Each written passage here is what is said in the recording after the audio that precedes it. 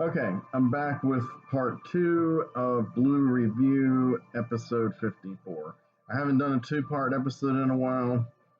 I pretty much try to make each thing, each episode its own thing, but um, it's going to be a while.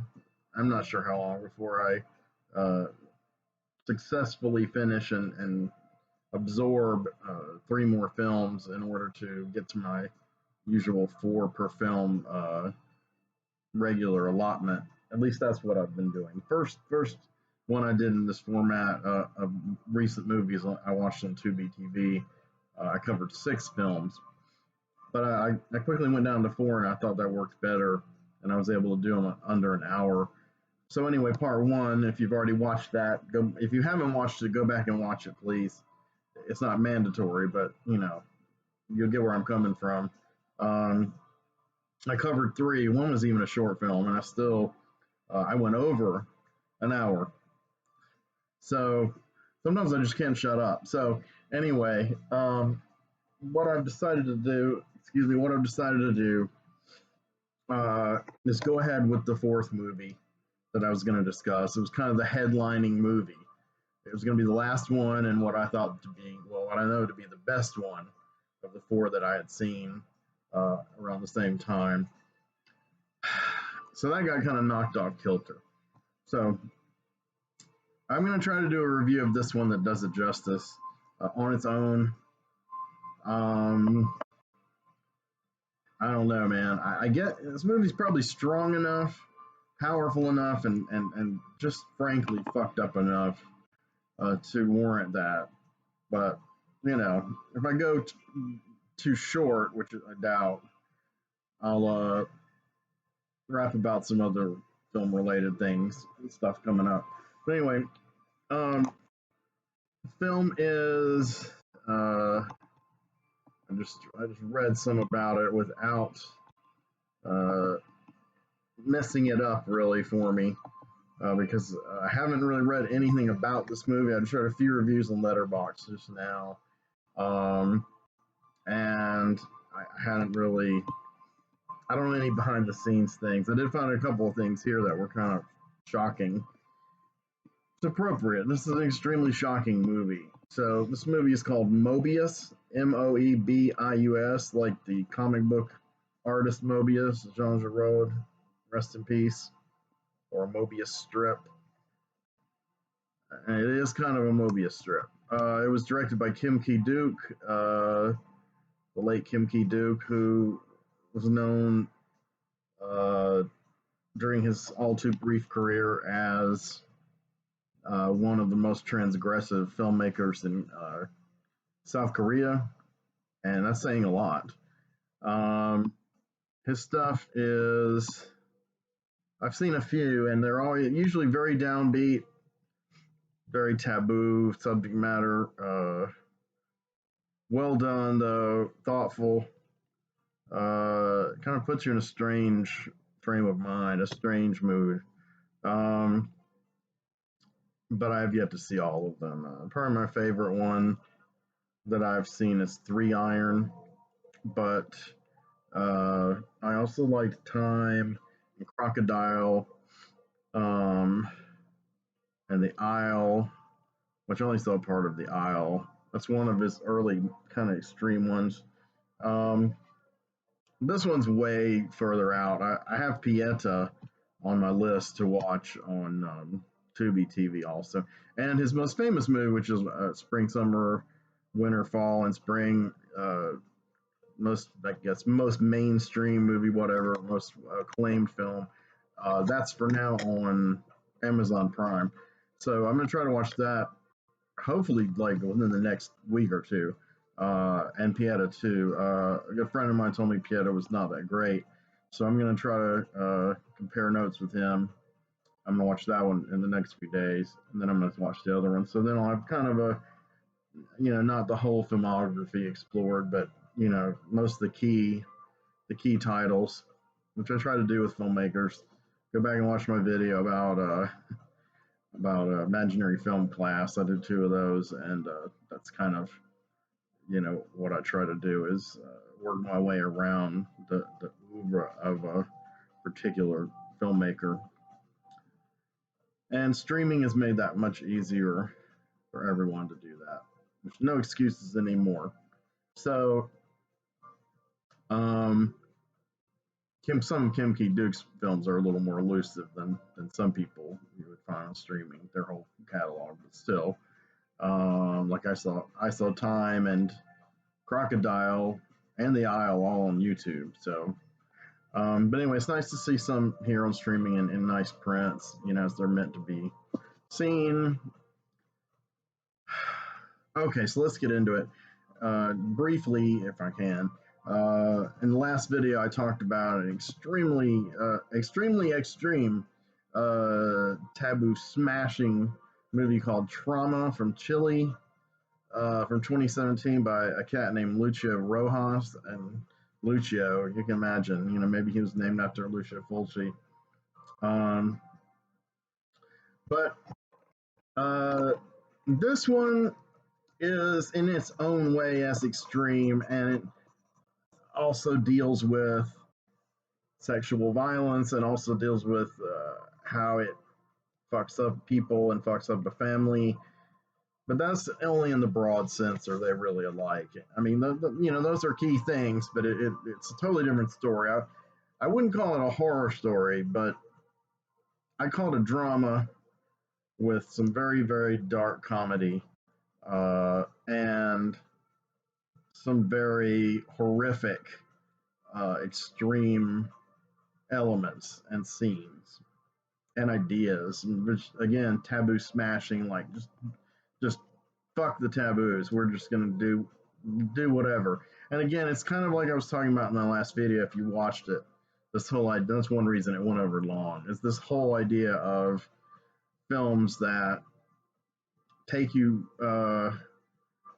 somewhere else and keep taking you to somewhere else that you either don't expect, or you think there's no way possible they're going to go for that and do it, because we're so used to art being held back for various reasons, especially people of my generation and especially older. Before, my generation grew up with kind of graphic stuff. I mean, and that was in the theaters. More graphic than usually the stuff that's in the theaters now, in America anyway, R-rated and X-rated, not triple X. X-rated and R-rated films of the 70s were quite a bit harder than the R movies you usually see in the theater now. Usually that stuff would, some of that stuff would go up to the NC-17 or unrated level now.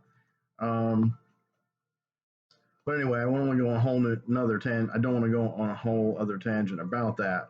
I just wanted to remind you that that's kind of the movie that's the kind of movie this is too, just like Trauma was, just like We Are the Flesh was, Dogtooth movies I mentioned that I've been in kind of this inadvertent arc here on Tubi that's been very rewarding and very jarring. And since I'm not like, it's nice to know I'm not like totally desensitized.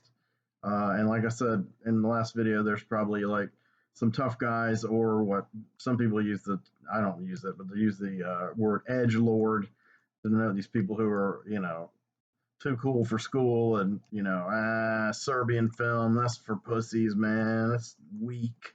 And I'm like, what is strong to you? I mean, I used to help moderate a odd film group on Facebook, and when a Serbian film came up, it was like people would dismiss it, and the moderators, the people, I was a moderator too, but the admins, above me, would often dismiss it, and I would think it was because they were offended by parts of it or shocked, but it was because they thought the shocking parts were silly, and I don't want to say not offensive enough, but it didn't affect them. And wow. And then, of course, I had the opposite extreme. I had people in my own film group rebelling against me and blocking me because I like a Serbian film. And again, I don't love it. It's not as good as the movie I'm about to discuss at all, but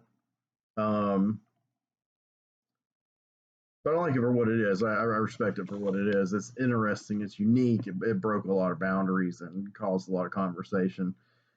So anyway, I've done a review of that way back in another Blue review. I did that paired with last year Marion Bad, another super unconventional, controversial movie, but for totally different reasons, different era. Um, okay, I'm going to pause this and hopefully not cut it off, and then I will be right back. Okay, yes, I've returned. I made it intact. Excuse me.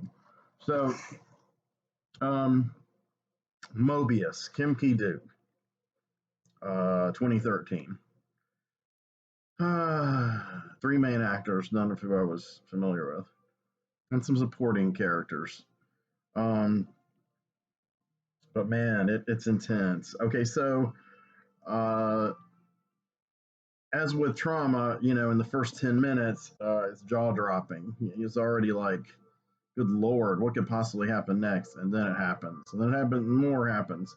So, like in the first several minutes of this movie, you meet the father. These characters, I don't think have any names really. I'll just call them father, mother, son, mistress, and then whatever else is descriptive.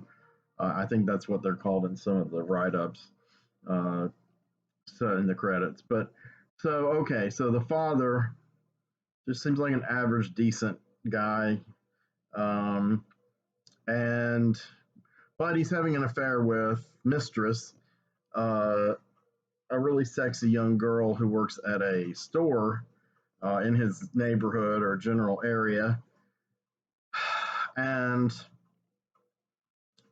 one night he has sex with her in the car, and his son happens to see them.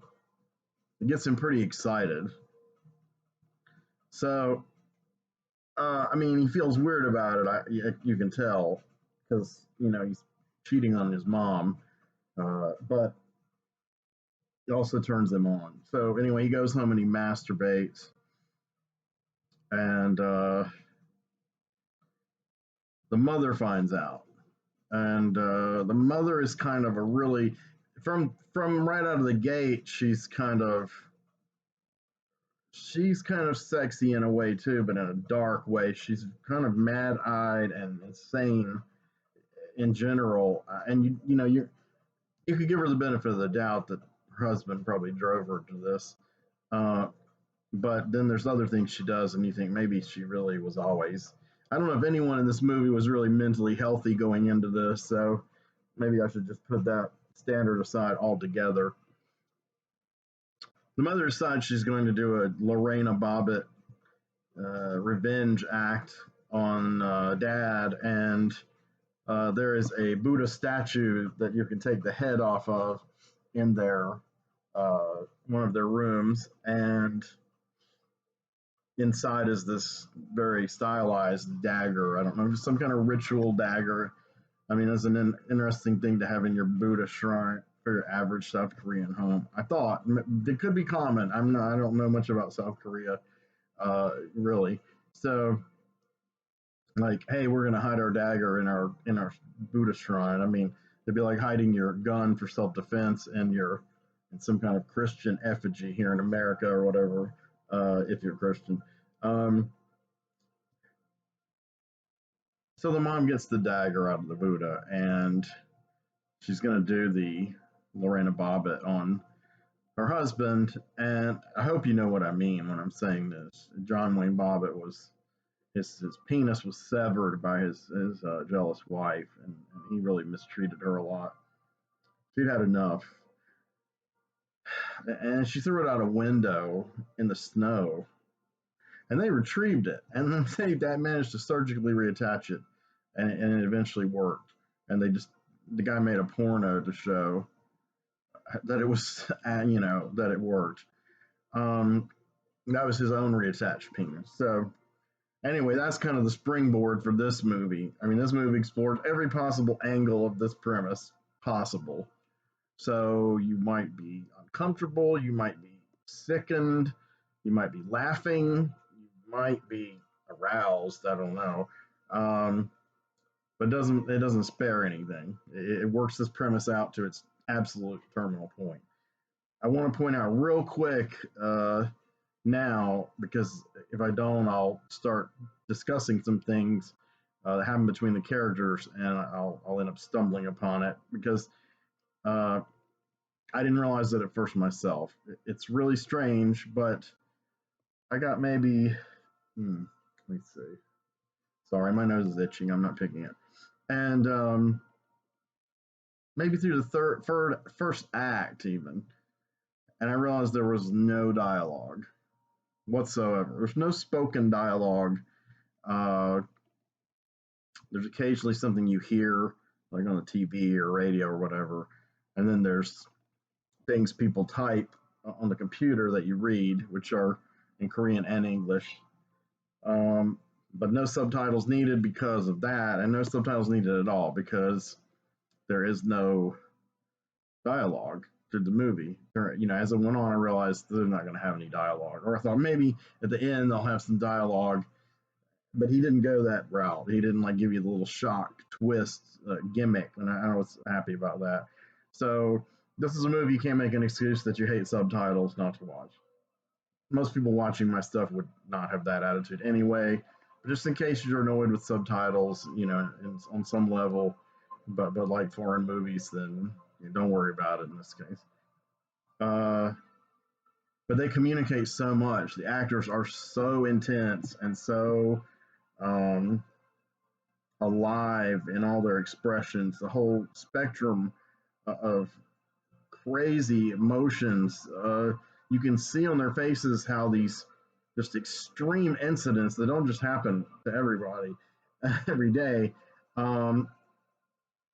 profoundly impact them, and their reactions. And so again, you're back at what I've said before is that Asian filmmaking is so different than Hollywood to me, especially with the directing of actors. To me, the craftsmanship, and with South Korean film of this century,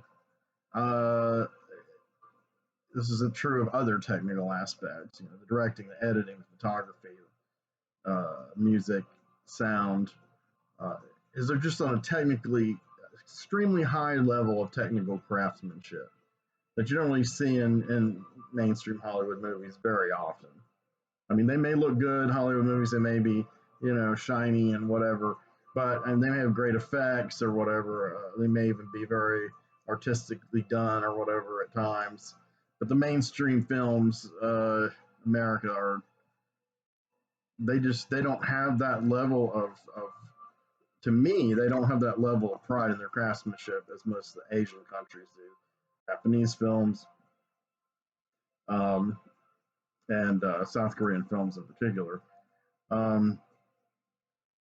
So this one doesn't disappoint, in that level. It's got that intensity, that level of Old Boy. I don't like it as much as Old Boy on a personal level, but it's that like powerful, and you can't take your eyes off it. Even when no dialogue, it's just. So I'm going way off track. I don't want to do like tons and tons of spoilers on the plot like I did with Trauma. It's one reason I went over long. Some of it's just stuff is too hard to believe, but it happened. So the mom, for some reason, she doesn't go through with cutting the husband's penis off. I can't remember if she can't get in his room or. Oh no, he fights her off. She actually does try to, yes. And this is at the very beginning of the movie, after the scenes I described, and still within the first 10 minutes. And so the dad tries to go back to sleep and I guess ponder his wife's insanity. I'm sure he's figured out what it's all about. Well, she goes into the son's room and decides she's going to punish the dad by punishing the son. And the dad runs in there, but he's too late. And there's like blood everywhere on the bed, and you don't see the severed member, the stump or anything. But yeah, the mother has cut off son's penis, and the kid's like, I'm not sure how old he's supposed to be. The actor's probably like 20, 19, 20. But I get the feeling the character's supposed to be young, virginal, probably, a quiet kid, brainy kid. He reads a lot of manga. Well, I was gonna say quiet, but they're all quiet. They don't talk in this movie. Um, but a good kid, and I would guess. I'm just gonna guess his age range is like 16 to 18.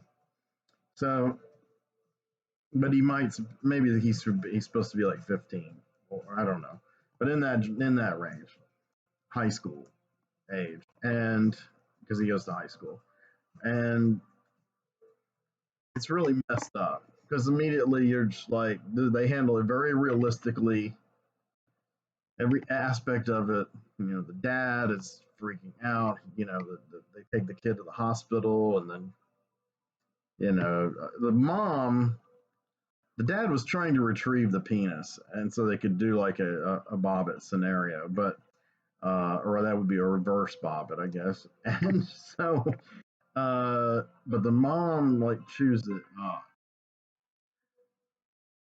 and then they try to get it out of her mouth violently, the father, and then she tries to make herself vomit it out, and it doesn't work. So yeah, the movie's off to quite a rollicking start after that. The mom leaves. She's gone completely insane, really, dissociative, and kind of had a psychotic break, and she starts like um, wandering around the town. And one guy she sees is a young kid with well, you don't really know the age of this person, a young male with a toboggan on. Well, that's what we sometimes call it in the South. Um, you know, a hood, a beanie, whatever, cap on, and longer coat, and he goes to this shrine, this place where you can see through the window all these different Buddha statues and related kind of things. And outside there's like a Buddha and like some lions. And he has this ritual where he props up this uh, flashlight and shining on a particular Buddha face, and then he like prays to it. So I had no idea what relevance this character had to the movie whatsoever, exactly until literally the very end of the movie. Um, so she's out of the picture for quite a while. Um, so we're basically going into the father and all these emotions that he's manifesting. Again, not really talking, but he is doing research on the internet for things he could do medically to help his son, uh, penis transplants, and there's a lot of detailed stuff. And it is mostly typed out in English, but it's obviously translated English for him because some of the syntax is a little mangled. But so it's pretty interesting. I don't know how much of it's actually genuine, that as in 2013 was medically possible, and how much of it might be exaggerated for this movie. Um, but anyway, uh, it's presented, it's presented convincingly. It's not outlandish or anything. So he's trying to figure out what to do, and since there is no dialogue, some scenes are a little oblique, a little inscrutable. The son goes to school, and um, he also goes to see the woman who his mother was having the affair. His father was having the affair with the mistress character at the store, and he's obviously sexually attracted to her, and she kind of like flirts with him sexually. He doesn't, react at first, and he visits her kind of regularly, and at one point she tries to get him to take his pants off, and he fights her. And then another occasion, these schoolmates of his, these bully guys, they figure it out somehow, and they want to, or heard a rumor maybe, I don't know, and so they they actually do manage to take a glimpse. We don't ever see it full on what's down there post Bobbit, but and of course they torment him, and he starts to become from a mild mannered kid to not all the time, but whenever someone tries to do this to him to humiliate him, he gets violent, and he learns how to fight pretty fast and do some damage, and because there's that energy, that sexual energy, man, it's rerouting somehow, and he's just he's a bit livid about his scenario, and I don't blame him. So, um, dad, like I said, there's some not quite clear things that the dad is doing, like consulting with doctors and things. Sans dialogue, and my guess at the time was that, well, he goes under the knife for an operation. My guess at the time was that he has them remove his own penis for two reasons. One, martyrdom, scarlet letter kind of thing. He feels guilty, so he must suffer his son's fate. And B, he's hoping there's a chance that he can donate his penis to his son, have it transplanted successfully, and at least one of them will have a normal sex life and everything, and be biologically intact. It's a while before this is really clear, but I was pretty sure that's what's happening, and that is what happened. So the father now and the son are in the same boat. So what the father does to cope with this, kind of to help his son, but also to help himself, because he tests it on himself. He starts reading about nerves and skin and basically the displacement of nerve signals, the closeness in the thin layer, I guess, between pleasure and pain, and how you can turn one into the other. And again, some of this is stuff that I've heard about in real life as being very possible and enacted by a lot of people, or people at least who are into that. And I've known a few too.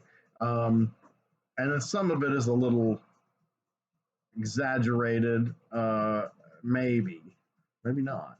I'm not sure. I want to find out from a personal viewpoint, but basically, it's you're replacing your regular way of climaxing through masturbation or sex or whatever with inflicting certain kinds of pain on yourself to the point where the nerves kind of overload and it switches to pleasure in your brain and you have an orgasm and all those endorphins are released. But then right after, the pain hits you and you're in agony. So he doesn't do anything that's like horribly mutilating, like on a big scale, or severing any organs, or disemboweling himself, or cutting his finger off or anything. But he has this stone and he's like scratching his hand, and it starts to become bloody and raw. The skin's starting to scratch off. He doesn't get down to the bone or anything or gush blood, but it looks very painful. This is the father, and but he comes, and so he knows, good Lord, this is for real. And he gives his son has been humiliated by another set of bullies who actually initially rescued him from the first set of bullies. And these guys were like the tough guys of the neighborhood, and they were trying to chide him into going all the way with the mistress at the store. And, well, against his protestations, they gang rape her in the store. They take turns and leave him for last. And he goes in there, and she knows his situation. So he like kind of humps her and pretends to rape her, because the bullies can kind of see through at an angle. But really, and she's not happy about this, but she I think she gets it. He's doing this so they won't find out what's wrong with him. And he's doing it. Obviously, he doesn't want to hurt her further. He wouldn't want to rape her anyway. So but they all get arrested. Uh, I guess she reports them, and they all get arrested. Not just the three guys who really raped her, but our son protagonist guy. And when they're in lockup, the father tells the policeman, he couldn't have raped them. You have to kind of infer this. It's all kind of body language and context, and it's not like miming, but I mean it's just almost is like watching a silent movie without the intertitles. Um, like my son can't do this because he's not anatomically correct anymore, and he can't forcibly penetrate a woman, and so the cop and the dad go in there to get him to take his pants down and show them, and I guess the cop will let him go if it's true. And of course, he starts struggling and fighting, and man, so the lead bully gets involved, and he beats the shit out of him. They're wearing, with his handcuffs. They actually are smashing his face with his handcuffs. They're all in handcuffs, and then his father intervenes, and he's like, basically trying to get him to do this, clear himself, and he knocks his father down and starts kicking him over and over. It was savagely, and the police have to.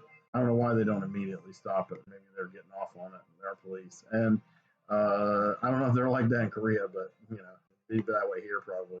But they finally break it up, and the dad, of course, is very sad and starting to cry. He feels terrible. He's trying to help his son again, and fucks up, and now his son's turned on him. When all they had was each other, really, and their common affliction. Though the son doesn't know the father's had his penis removed too at this stage. But in the midst of all this, he gets thrown into jail. Um, some other people try to pick on him and find out his secret, and he gets violent again. He gets thrown into solitary for a bit, and apparently he's not going to go to prison for rape. They believe the father, or they've seen him, revealed. But he did like beat the shit out of the one guy and beat his father. And I think he knocked the cops around too, and so there you go. So he's going to be in jail possibly a little while. So while he's in jail, his father goes to visit him, and he's not happy to see his father, but his father's desperate, and he gives him this note. And the note is a printout of this literature on the pain-pleasure principle. And so the son tries it.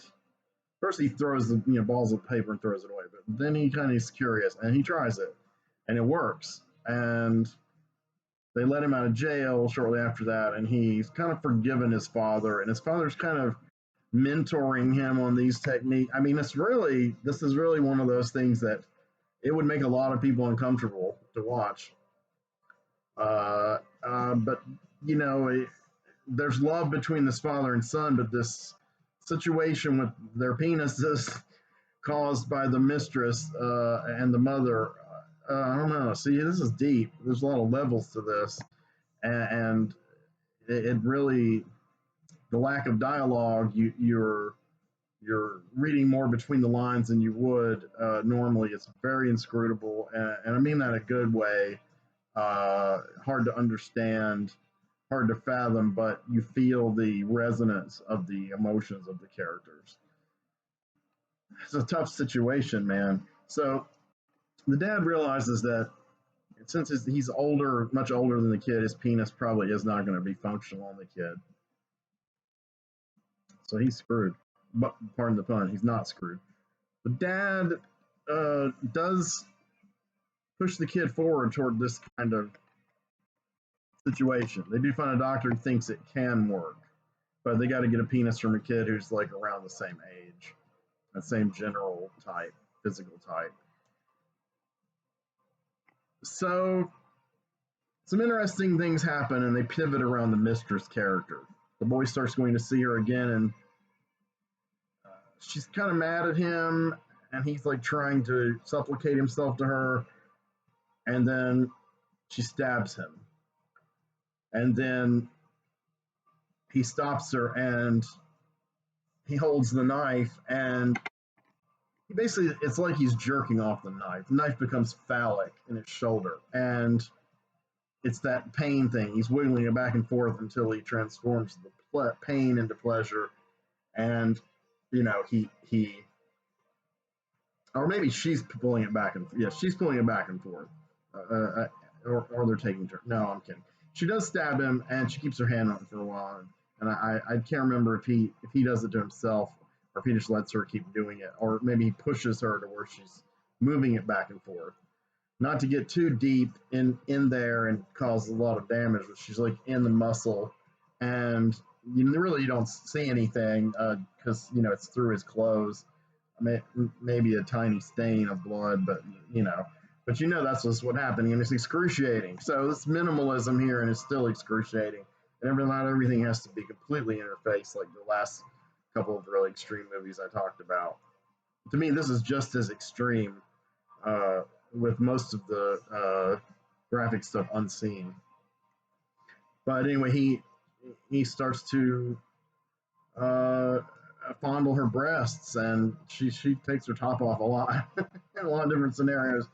She has nice breasts, and so she I guess he has an orgasm, and she kind of does too, because as she's going back and forth with this kind of like almost hand job like motion with this knife, he starts fingering her, and it's intense, and it's well, besides the pain pleasure principle, would it work exactly like this? The everything else about the scene is realistic. I mean, it's just because they've been attracted to each other, and there's been this kind of desperation and guilt and love hate between them, and the fact that he's kind of inexperienced, but he's still able to make her come because she's so turned on by the proximity of him, and just probably just the wildness of the fact that, oh, this kid doesn't have a penis, but I'm stabbing him and he's coming.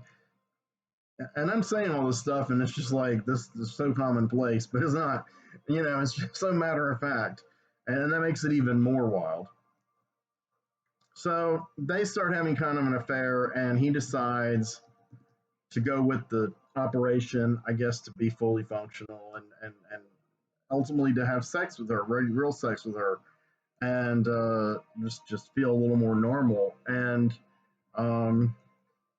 she decides to help him in this, and she is like, they're all kind of morally ambiguous. I mean, her motives are, she's, again, that word, inscrutable. It's very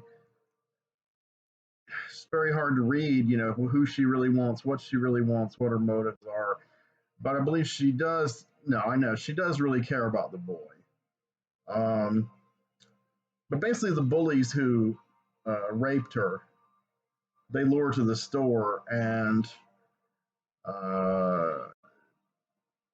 the leader, and he thinks he's gonna get it voluntarily this time, and he's got the knife, and yes, she does it on him, and he goes nuts, and the boy's running away with his dick, the guy's dick, because he guess he's gonna, put it in ice and submit it to be transplanted onto him. And it's, again, we're getting skirting like the plausibility of this, and that this kid who's probably gushing blood, probably enough to die, I would think, or at least to like lose consciousness, be in danger of death. I mean, the guy in I Spit on Your Grave, he died of this, but we know about that, and deservedly so. But this kid's running after him. He's like barely holding his pants up, and the blood back, and you don't even see a lot of blood. And he's running down the street chasing son who's got the dick in his hands. There is some blood you see coming off it, and they're in the middle of the street. They're evading cars, and he trips, and the penis rolls out into the street, and the reaction of the bully is just like, again, there's no dialogue, these expressions like, oh my god, no, I gotta save my penis, and it goes flat under a truck wheel. And I can't believe I'm saying all this. This is like the second act, which a lot of the reviews I read were kind of defining as a very dark comedy, and you know, reciting all this, yeah, and I see that. You might guys might be, vomiting by now or just totally annoyed, but I think it's hilarious. That must have happened to me. So, um, it looks like they're going to try again with another member of the gang and to get revenge. And she sets him up and is making out with him. And our main character, the kid, he stabs the guy in the shoulder, and you think he's going to kill him or incapacitate him and then cut his penis off. But then it gets weird because they're kind of tormenting him, and he's in between mistress and son. And of course, they're kind of looking at each other like googly eyes. It's kind of like the last shot of Kim Ki-duk's 3 Iron, where the boy who's the mistress, the other party, the third party, it is literally behind the husband, while the husband is kissing on the wife, and the wife though is kissing and saying "I love you," but she's looking at the guy, and he's right behind the husband. And the husband doesn't see him, and the movie ends. That's a great ending. Sorry, spoilers for that one. But it reminded me of that. It's like they have this thing passing between them, and they both are using this knife on this guy, and he starts to feel the pleasure thing, and then it's almost like they all 3 come. It's almost also like that scene in Dead Ringers where the 2 brothers are dancing with that one friend of theirs, not Jean Bujol, but the other female supporting character. I can't remember her name. And it just gets kind of creepy, like she's going to make love to both of them. And yeah, so I don't know what happens to that kid after that, but he's not bothered by those bullies anymore. But he does have the surgery, and I'm not clear on where the penis came from, unless after they get off with this guy, they do cut his penis off. But that's for us to figure out. I guess he gets one his age. He has the operation, and it works in the sense that I guess he can pee again, and he's he looks normal, whatever. But he can't get an erection. I mean, they show him porn when he's in the hospital, no reaction or whatever. He tries to get with the girl, mistress, and he can't consummate it with her. And she tries everything, and some of the stuff she tries them is pretty hot. I mean, again, it's not super graphic, but it's pretty cool. Anyway, and I was like, man, he does have a neurological problem, because that would do it for most guys pretty fast.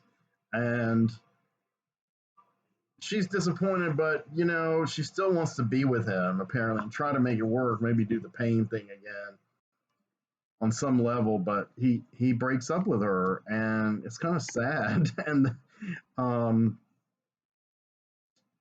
And then we get into the third act, and the mother returns, and she's stark raving nuts, but a little more containable, and she just acts like, well, I'm just going to come back and live here like nothing happened. And I guess technically she legally lives there. The dad tries to stop her, discourage her. He gets violent with her a few times, but she insists on staying there. And I feared what they were building to, but you soon realize that being close to the mom, in proximity to the mom, even when they're all kind of like fighting or whatever, the son does get an erection, and the mom turns him on. The woman who cut his penis off, only she can get the new penis going, and so she's like turned on by that and tempted to give him real sex, I guess, as a way of making up for what she's done to him. And plus, it probably turns her on too, just the perverseness of it. And the dad tries to stop all this. In the midst of this, they find out he doesn't have a dick anymore. And man, this guy, I mean, he's just like, he's empty. His life's, it's just, he's pitiful. And the mother does succeed with the son, and it's pretty wild. She tries to do it, she kind of succeeds. uh, and then she tries to do more with him, and it's like she's just almost like compelled to just like go into his room at night, and he uh, he has a dream about it, and a dream he has sex with her, and something crazy happened, even crazier. And I can't quite remember, so I don't want to tell it wrong. I don't need to spoil everything anyway. Uh, but kind of where we're at by the end is that it's bad place because the father and mother, the son fends off the mom, but then they start fighting, and the dad's been kind of fondling this gun throughout the whole movie. First, he thought about killing himself because of what happened to his son, and it was his fault. And then he thought about, you know, blasting his own dick off. He didn't do that. And then occasionally, as the wife's back, he's contemplating murdering her. So while the son is going through this weird dream, some of it's reality spilling over into it, and the parents basically it's a murder suicide thing, and then the son's got the gun, and he does what the dad did, and he starts to put it down his pants, and I'm like, dude, no, no, no. I'm not gonna say what he does, but I will say at the end, he is walking the street and he has a beanie on and a coat, and he goes to that shop and he props a flashlight up on this face of a Buddha, different face than the one behind the window the guy did earlier. And it's funny, you never see the face full on of that guy, but I mean, like now he's dressed just like that guy and doing the same ritual. And he bows and prays. The way I interpret it was, yes, he destroys his dick again and becomes like a monk, and this is like one of his rituals. But that's what I think happened. But I'm not certain, and I'm not certain what the significance of. I mean, I get the foreshadowing of showing the shop and the real ritual earlier when the mom was wandering, dazed, but I didn't quite get why they're dressed just alike, because they're not like they're dressed like monks, like identical to each other in some kind of uniform. It's just they're dressed just alike in regular clothes, and um, so that's another weird little touch he throws in there. And man, I mean, this movie really it went fast for me, man. I was totally wrapped up in it, and like I said, it took till into the second act before I realized there hadn't been any dialogue.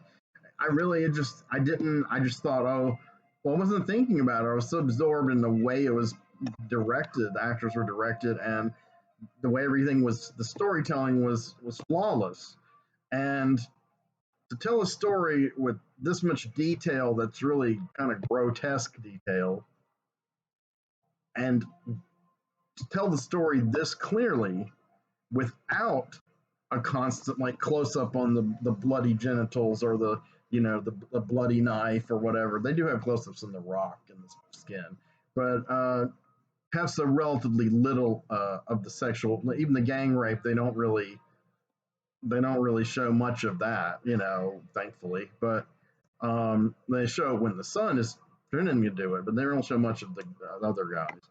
And so they're still able to convey all this information. And I think part of it might be that these kind of perversions or fears, especially that men have, these anxieties, the masculation anxieties that most of us men have at one time or another, maybe all men. And I think that is so much embedded in the viewer's subconscious or the culture or whatever that um, it's clear what's happening. You don't have to have it all spelled out. Wow. So in talking about this movie, I'm finding more to it even than I thought anyway. So anyway, I'm not going to run over long because now it's just one movie. I'm at like 50 minutes. So I need to shut it off. And in several days, I'll be back with 3 or 4 more movies. But I'm determined to get in under an hour. Uh, I'm juggling a couple now, and I'm getting ready to start a couple more tomorrow. So I'm almost finished. I'll probably finish one of them tonight. Uh, but yeah, thanks for listening. I hope you made it through this. Sorry the trauma thing review was so long and uh, digressed so much, but I was trying to make some points. Sometimes something will remind me of something, usually something else cinematic, another scene from another film, and I'll see an analogy and I'll throw it in there before I get back on the main track. So I hope that doesn't bother you guys too much. I hope you kind of see the message in my madness. I'm trying to make the salient points, as much as possible and get it across. So I think I'm doing better than a lot of my earlier videos. I'm not really nervous anymore or whatever. I feel like I'm talking to you guys, and you can listen or not listen. You can talk back if you want to. I can't hear you, but you could comment below and you could give me thumbs up, please, and likes and uh, what's the same thing on here? Um, Subscribe and share. I really appreciate people start sharing my videos. Um, but we'll see. We'll see how it goes. Um, and that's about it. So, hope you guys are all doing okay. I've had a very interesting week, but not in the mood to do an interlude on it.